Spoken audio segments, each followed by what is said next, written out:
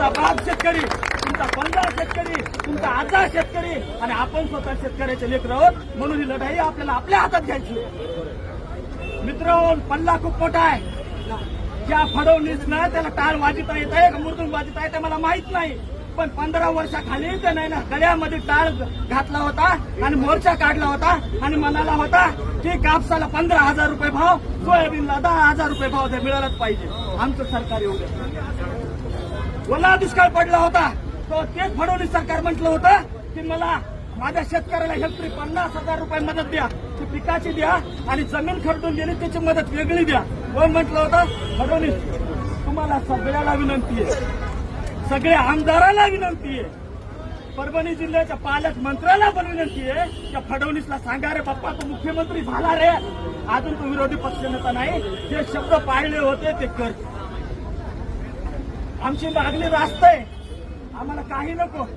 शेतकरी खूप शांत आहे, खूप शांत आहे. शेतात पाणी गेलं बोलत नाही, घरात पाणी गेलं बोलत नाही, कर्जमाफी झाली नाही बोलत नाही, कोणी काय म्हटलं बोलत नाही.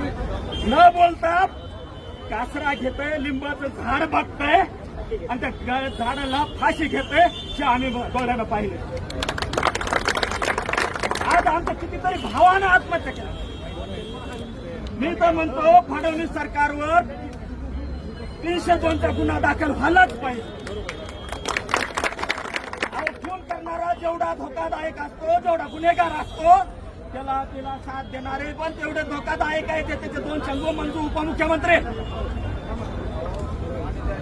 मी म्हणतो सरकार बाहेर आहे, त्याला आपला आवाज ऐकून सरकार आंधळे की त्याला आपल्या वेदना समजणार आणि सरकार मुख्य आहे, काहीच बोललं नसतं. मित्र हो, मी माझ्या भावना थोड्या शब्दामध्ये सांगायचा प्रयत्न केला.